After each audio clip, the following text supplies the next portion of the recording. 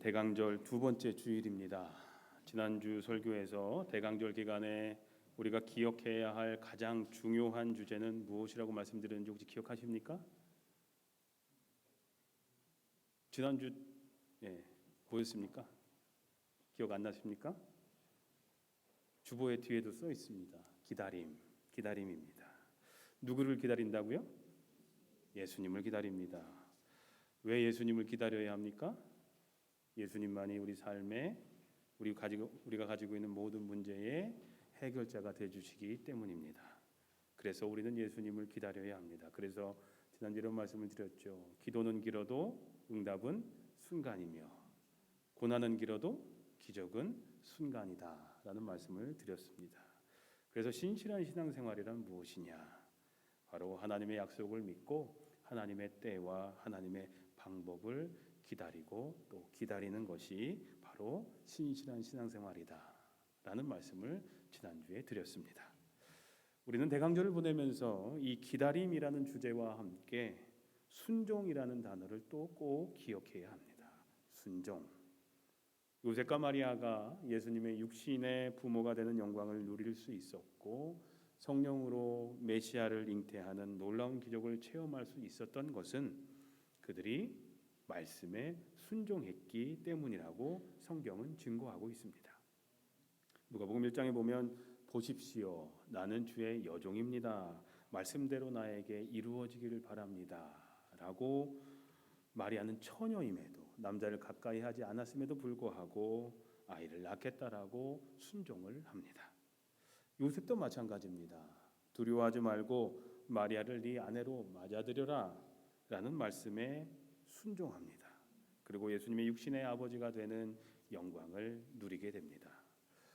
성경에는 요셉이 했던 그 어떤 말도 기록되어 있지 않습니다. 마리아가 한 말은 여러 기록이 되어 있지만 예수님의 육신의 아버지였던 요셉이 한 말은 하나도 기록되어 있지 않습니다. 그럼에도 불구하고 그 순종으로 말미암아 지금까지도 오늘날까지도 예수님의 육신의 아버지라는 사랑과 존경을 받는 인물이 되었다라는 겁니다.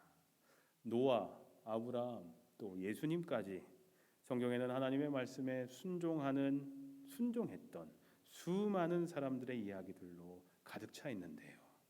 하나님의 역사는 항상 이렇게 하나님의 말씀에 순종하는 사람들과 함께 하셨다라는 겁니다.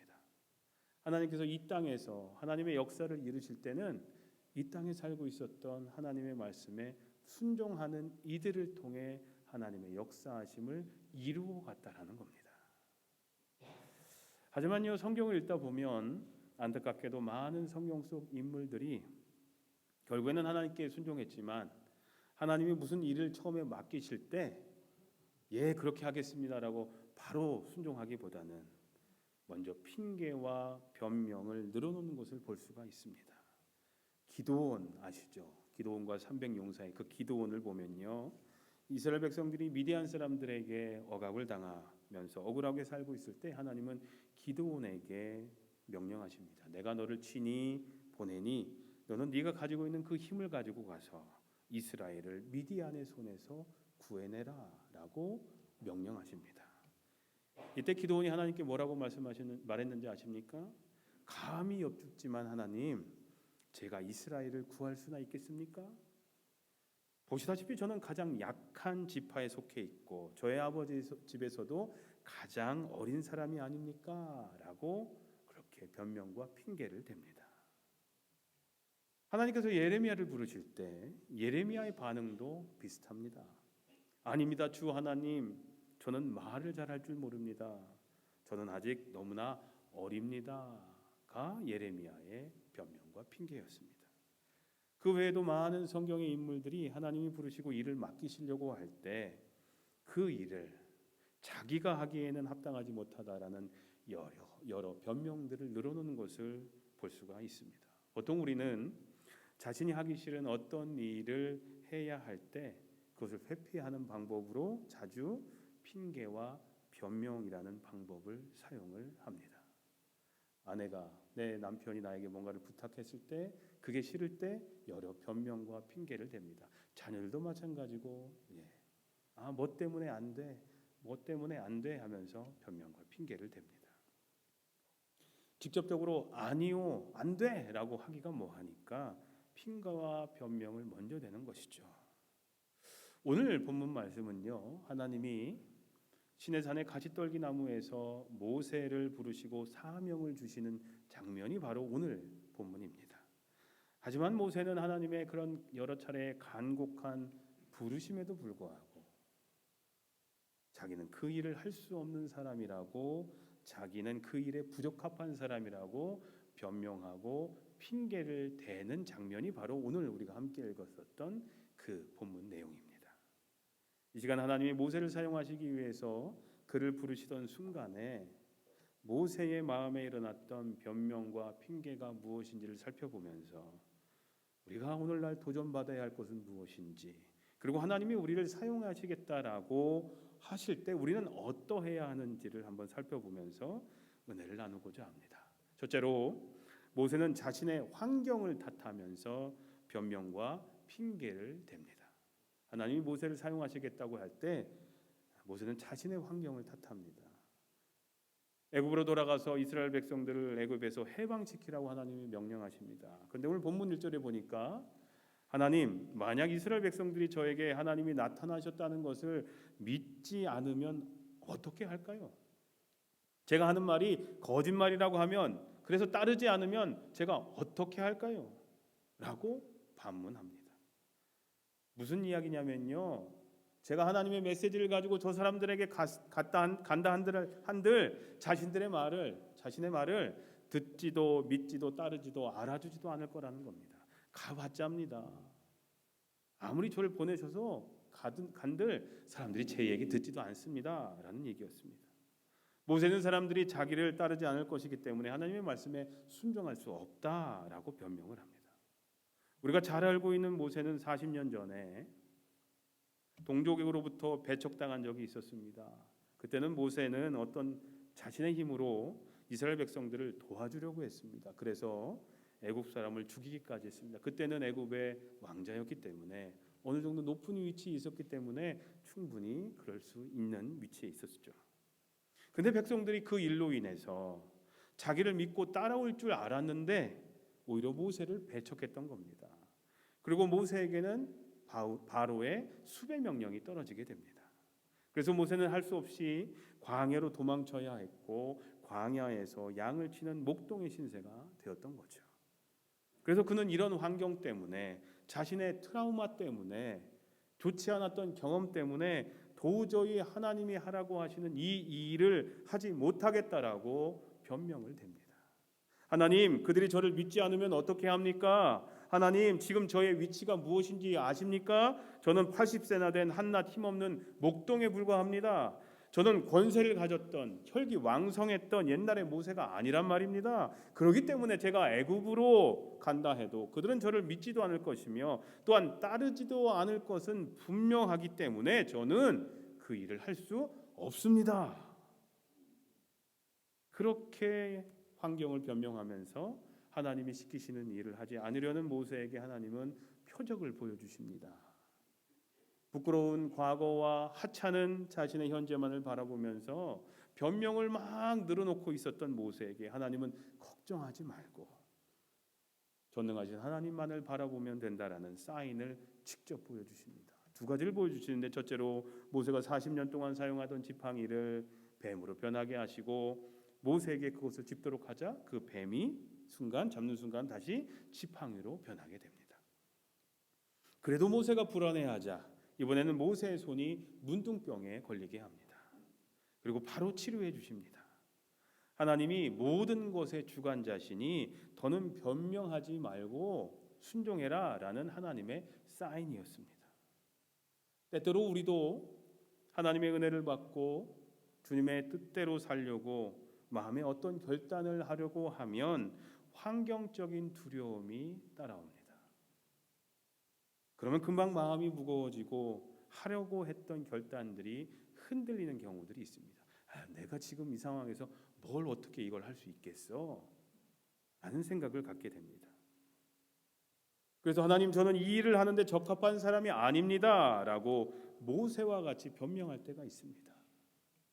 그리고 참 이상한 것은요, 무엇인가 우리가 주님 뜻대로 하려고 하면, 주님 뜻대로 살려고 하면 변명할 수 있는 환경이 생각나거나 꼭 우리를 찾아온다는 겁니다. 내가 뭔가 결단해서 하려고 하면 그것을 하지 않아도 되는 환경이 우리 삶 가운데 조성된다는 거예요. 참 이상하죠. 그 일을 할 수 없는 환경이 나도 모르게 되어버립니다. 여러 가지 방해가 생깁니다. 그러나 우리 하나님은 우리에게 일을 맡기실 때 능력도 함께 해주신다는 것을 잊지 말아야 합니다. 내가 한다고 결단만 내리면 하나님은 그 모든 환경을 주장해 주십니다. 그런데 문제는 내가 이 사실을 받아들이느냐 하는 문제입니다. 예라고 순종할 수 있느냐는 겁니다. 쉽지 않죠. 쉽지 않은 거 저도 잘 압니다.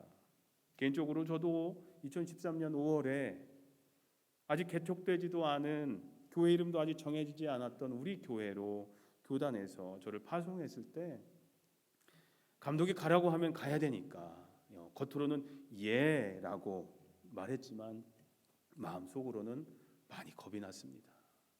만나는 모든 사람들이 겁이 났습니다. 그때 조용우 목사님, 오늘 기도하셨던 김영현 장로님도 생전 처음 뵀는데요, 무서웠습니다. 겁이 났습니다. 밖으로는 겉으로는 예했지만 속으로는 안 됩니다. 말도 안 됩니다. 제가 어떻게 해요? 무슨 개척교회에서 섬길 수 있습니까? 한 번도 생각해 본 적도 없고 기도도 한 적도 없는데 어떻게 제가 거기서 목회를 할 수 있습니까? 제 인생의 첫 번째 목회지가 개척교회라는 건 말도 안 됩니다. 제발 보낼 만한 사람을 보내시죠 라는 게 속마음이었습니다. 겉으로는 예했지만요. 하지만 지난 10년을 돌아보면 하나님께서 계획하셨고 우리 교회는요, 하나님께서 행하셨고 하나님께서 많은 도움의 손길들을 보내주셨고 지금도 보내주고 계시고 하나님께서 모든 환경을 주장해 주셨음을 고백하지 않을 수 없다라는 겁니다. 두려웠지만 하나님이 다 해주시더라고요.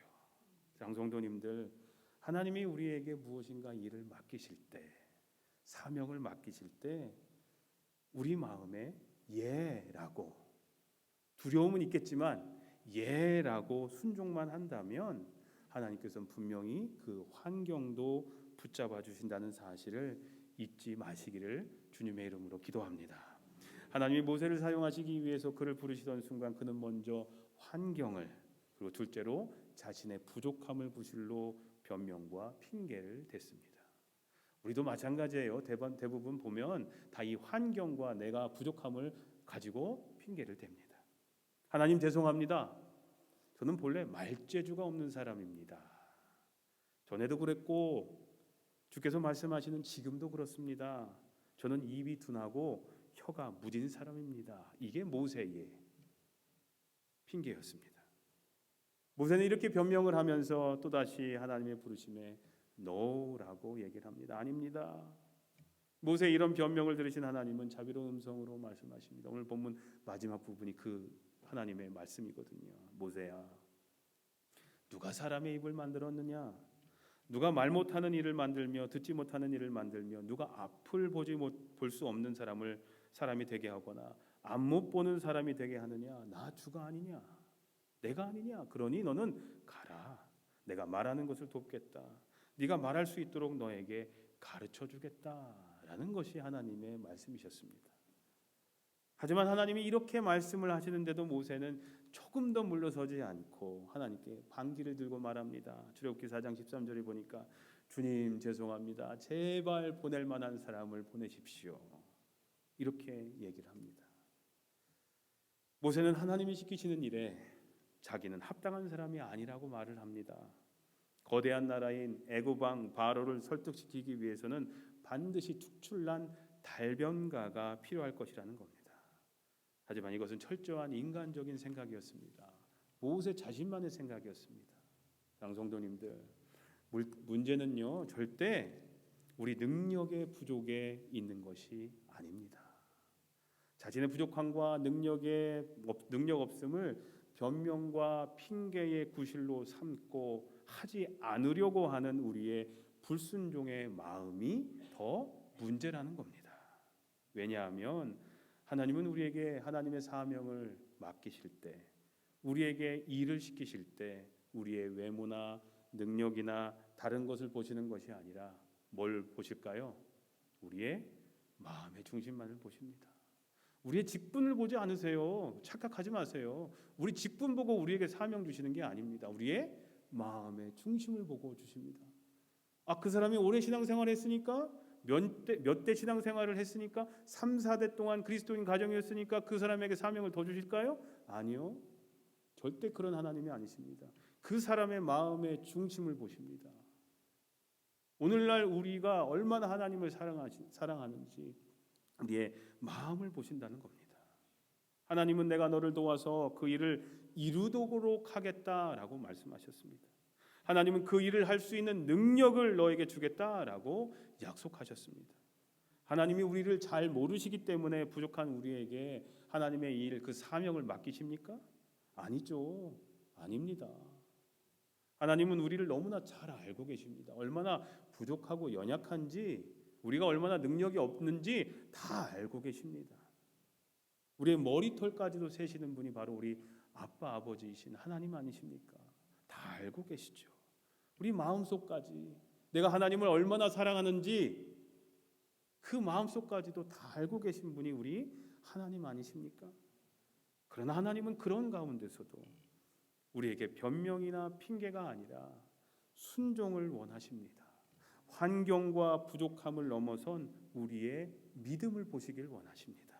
사랑하는 성도님들, 하나님이 우리에게 어떤 일이든 작은 일이든 큰 일이든 무슨 일이든 맡겨주신다면 변명이 아니라 핑계가 아니라 예 주님, 아멘으로 순종하는 삶이 되시기를 주님의 이름으로 기도합니다. 그러면 하나님은 우리의 환경도 붙잡아 주실 겁니다. 그리고 하나님은 우리의 부족한 부분들도 감당할 수 있는 능력도 분명히 주실 줄로 믿습니다. 저는 환경 때문에 순종할 수 없습니다. 뻣뻣한 혀와 우둔한 입술 때문에 할 수 없습니다. 라고 모세는 하나님께 변명했습니다. 그러나 그 모세도 결국 하나님의 강권하심에, 하나님의 부르심에 결국 무릎을 꿇게 됩니다. 예, 그리고 순종의 결단을 내리게 됩니다. 그 이후 모세는 40년 동안 광야 길에서 하나님과 동행하며 하나님의 뜻을 이루는 위대한 신앙인이 될 수 있었습니다. 사랑하는 성도님들, 예수님이 갈릴리 바닷가에서 제자들을 처음 부르실 때 그들에게는 큰 도전이 아닐 수 없었을 겁니다. 그러나 그 도전을 받아들이고 모든 것을 버리고 예수님을 따를 때 예수님의 영광을 드러내는 제자들이 될 수 있었습니다. 말씀대로 순종하고자 하는 마음이 없으면 아무 소용이 없습니다. 변명만 한다면 아무 소용이 없습니다. 말씀대로 살려고 하니 환경이 허락하지 않습니다. 저 일을 하려고 하니 제가 너무 부족해서 하지 못합니다. 이런 저런 변명을 하면 아무 일도 이룰 수 없습니다. 그냥 옛 모습 그대로 남게 됩니다. 변명하고 핑계만 하면요. 예수님의 제자들도 마찬가지입니다.